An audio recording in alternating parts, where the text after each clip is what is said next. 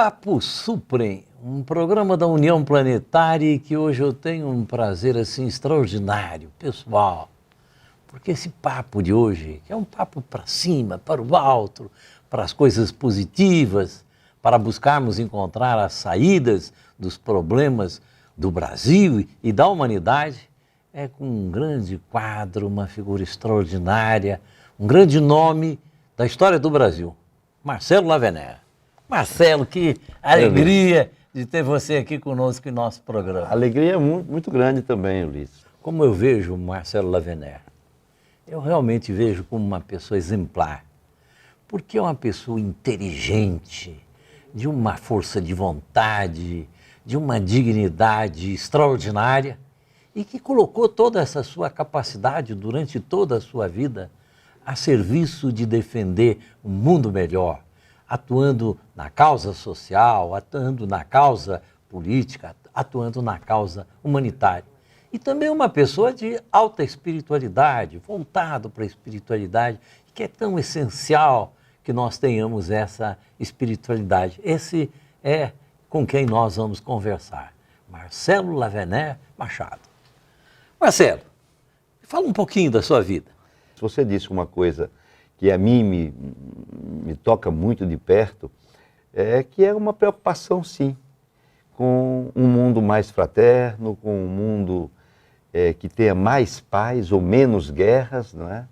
Um novo modelo civilizatório. Um novo modelo civilizatório pelo qual você está agora, especificamente, no qual está trabalhando, um mundo menos desigual, né? Em que nós possamos nos reconhecer a todos, independente de cor, de sexo, de religião, de convicção política, nós podemos nos reconhecer a todos como participantes de uma mesma aventura planetária, né?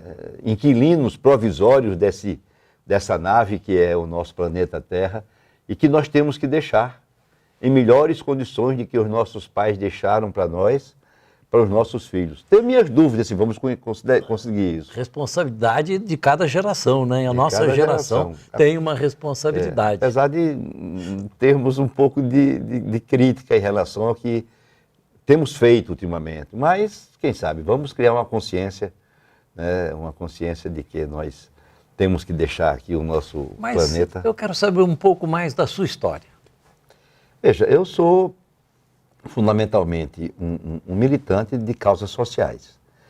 E exerci essa militância de causas sociais ao longo da minha vida nos setores em que eu atuava. Por exemplo, quando eu fui acadêmico da universidade, lá no Recife, eu trabalhei muito, me integrei muito num trabalho de cunho religioso e social, que era uma organização ligada à igreja chamada JUC, Juventude Universitária Católica.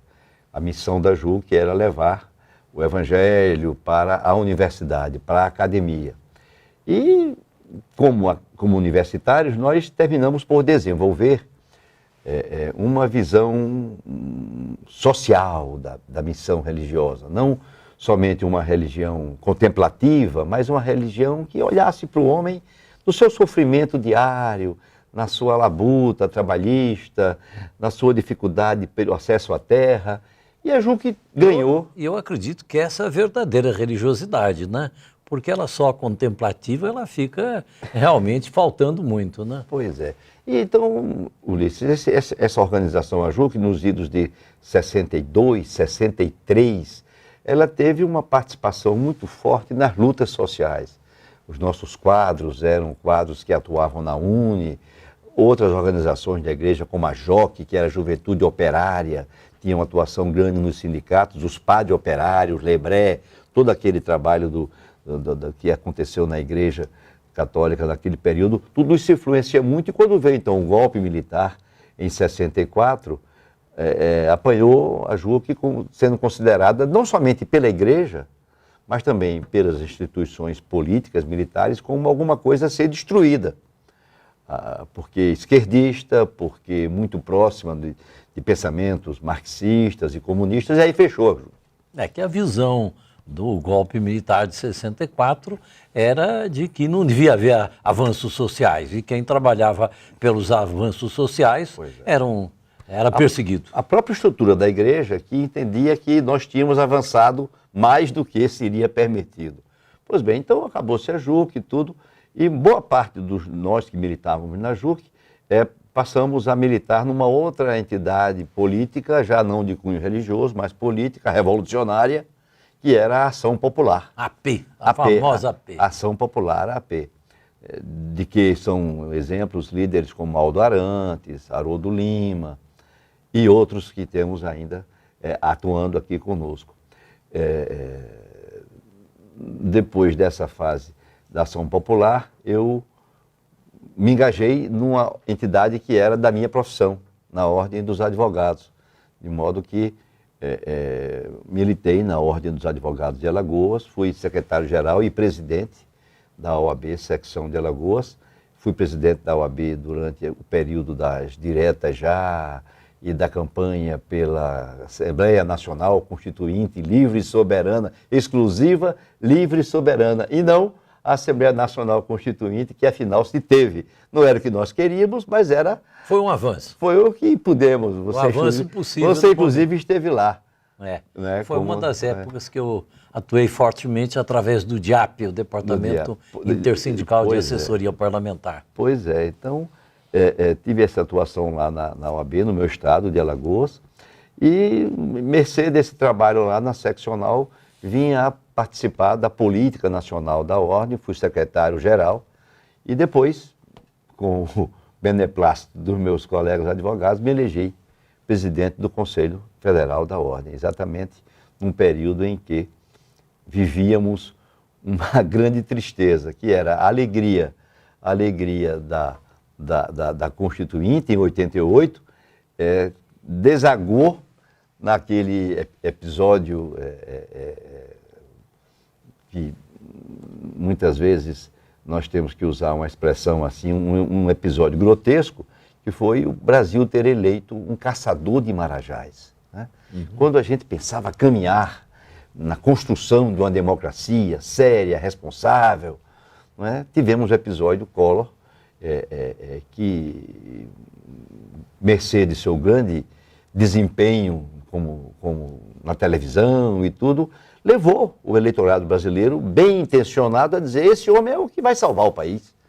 E sabemos no que deu o processo do impeachment, a Ordem foi chamada junto com a ABI. E que você teve uma atuação destacada nisso. Pois é, fomos chamados a participar disso, criamos uma coisa que foi uma coisa muito importante e que você conhece, o movimento pela ética na política, da qual participavam pessoas como Betinho, Dom Luciano Mendes de Almeida, empresários. Me lembro de um empresário das bases, que era um líder paulista, um industrial que compunha o movimento das bases empresariais, que era uma espécie de dissidência da Fiesp, digamos, era o lado humanista dos industriais paulistas, diferente da Fiesp, claro, com a sua visão de federação das indústrias.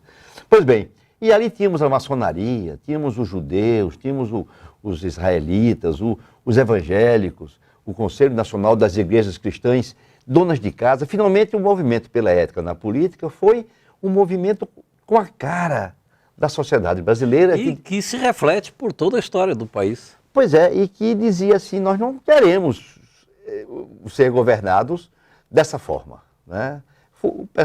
Os caras pintados, não posso esquecer a UNE, os caras pintadas, não é? Os estudantes de nível médio. Finalmente, o Brasil teve um momento bonito naquela época. Os militares que tinham há pouco tempo se recolhido aos quartéis, continuaram nos quartéis, não deram uma opinião, não saiu uma nota do clube militar, nada. Assistiram a tudo, possivelmente estavam olhando. Claro. Estavam olhando, mas sem nenhuma participação ou ingerência no movimento, que resultou no impeachment do Collor. E tivemos então o quê? Tivemos a substituição do presidente Collor pelo presidente Itamar Franco. O presidente Itamar Franco iniciou aquela campanha da cidadania contra a miséria e a fome, pela geração de emprego, né, que tinha como inspiração o pensamento do Betinho, né, o Betinho. E a partir daí nós temos acompanhado aí os movimentos sociais do Brasil, a toda a evolução que nosso país tem tido e, ultimamente, satisfeitos com uma preocupação do próprio país, da democracia brasileira, com a sua estabilidade, com a sua liberdade, mas também com o combate à desigualdade. Né? Sem o que não teremos estabilidade, né? Com desigualdade não será possível essa estabilidade. Marcelo, nós vamos aprofundar essa conversa mais no segundo bloco. Fique conosco que nós voltamos já.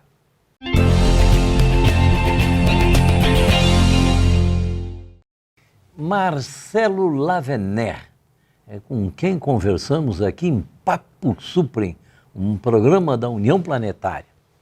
Marcelo, você, eu sei, tem um aspecto da sua natureza que é altamente espiritual. Como é que você vê a espiritualidade sendo inserida na sociedade, na política, de uma forma consistente, de maneira que nós possamos criar um planeta com uma vida de humanidade, de justiça, justiça que não é da espada, é justiça do coração, que é justiça da espiritualidade, da religiosidade. Como é que você vê isso? Eu não tenho dúvidas, Ulisses, que essa dimensão humanitária do homem, não é? O homem como um ser capaz de reconhecer no outro um parceiro, né? E um ser capaz de reconhecer no planeta alguma coisa de que ele deve cuidar, Um homem que tem uma visão que não se limita a coisas materiais, aos bens mais do consumo diário, essa visão mais consumista de que eu sou tanto mais humano quanto mais eu possuo. Isso não é verdadeiro, né? Entendo que é preciso que nós tenhamos essa visão de que a nossa realidade, a nossa personalidade, o nosso espírito, né? Essa espiritualidade que você fala, de que o nosso espírito supera as nossas contingências mais imediatas, mais materialistas, não é? Mais consumistas. E penso até que a construção dessa sociedade fraterna, pela qual a União Planetária tanto prega e ideias que tão bem desenvolve, né? De uma raça humana, de uma humanidade marcada menos por esses fatos que é a história que nós aprendemos. Os fatos históricos não são exatamente os fatos da humanidade, mas são outros fatos, não é? São fatos econômicos, são fatos bélicos, né? São fatos que não deveriam marcar a história do homem nessa peregrinação que ele tem, mas outros fatos que seria a grandeza do entendimento, a grandeza do diálogo, a grandeza da colaboração entre todos os homens. Marcelo, será que não é mais perceptível de que é nessa transformação espiritual do homem, de uma forma abrangente, não sectária, é que nós podemos realmente transformar a humanidade? Porque a técnica, a ciência, a economia, a administração, tudo isso é muito importante, mas se não tiver humanidade, tudo isso pode ser usado de forma equivocada, individualista, para favorecer grupos, para favorecer a si próprio. Será que essa transformação da sociedade para um mundo melhor não depende principalmente dessa transformação do ser humano? Penso, Ulisses, que essa é exatamente, que isso é o que nos falta, não é? O que nos faltou até hoje como uma liga, uma solda que aproxime as pessoas, não é? Nós lamentamos, por exemplo, situações que tivemos no nosso país, como é o caso da escravidão, esse débito que nós brasileiros temos com os nossos irmãos africanos que vieram em condições extremamente desumanas para o nosso país, que ainda hoje está precisando, sim, de um tratamento especial. Eu, por exemplo, sou partidário sem nenhuma restrição a uma política ativa de cotas para que todos os nossos irmãos afrodescendentes possam ter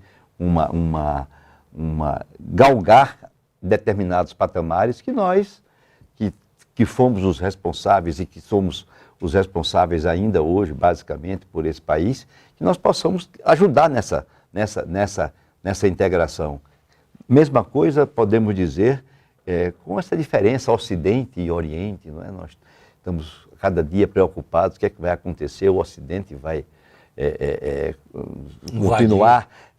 continuar criando esse atrito com os homens do Oriente, com pessoas que não têm a mesma convicção, digamos assim, ideológica e religiosa ocidental, e então nós vamos fazer uma guerra contra os islâmicos, contra os povos islâmicos, e a que leva a isso, né?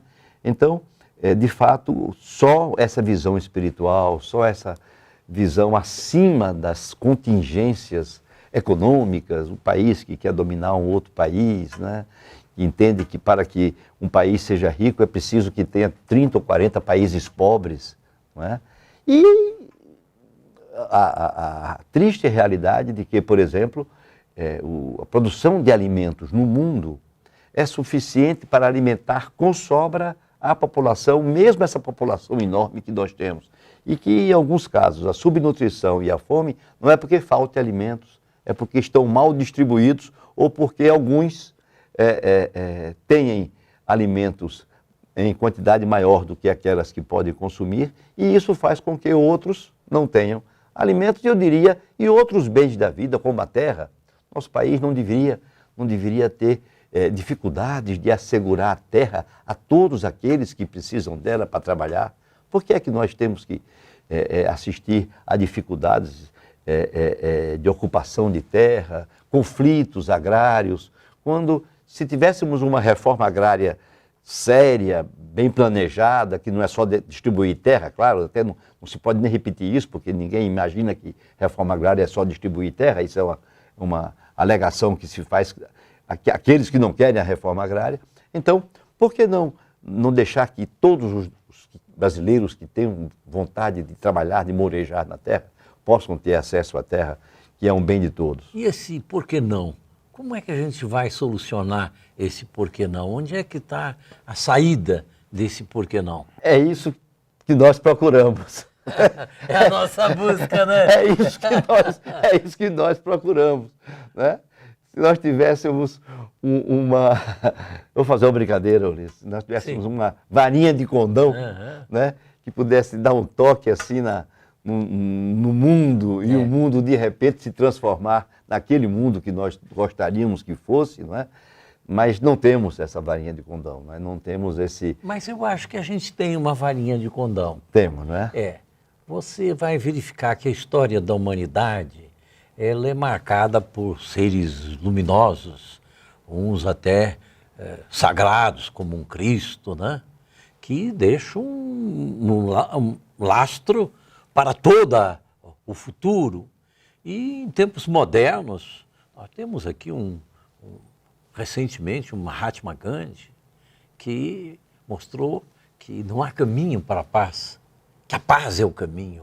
Olha que coisa, que frase forte, não há caminho para a paz. A paz é o caminho. Se você quer a paz, você tem que fazer paz, como estão fazendo agora lá na Colômbia, etc. e tal. É com paz que você faz paz, não é com guerra. Aquela frase antiga que vinha dos romanos, né? Se queres a paz, prepara-te para a guerra. É uma mentalidade que tem que ser superada. É verdade. Então, será que o segredo não está em a gente, de uma forma de coração, mudar essa mentalidade, trabalhar para mudar a mentalidade? Trabalhar para mudar a mentalidade. Eu não tenho dúvida que esse é o caminho. Quando eu quis dizer que ainda não achamos a maneira de chegar lá, sabemos para onde queremos ir.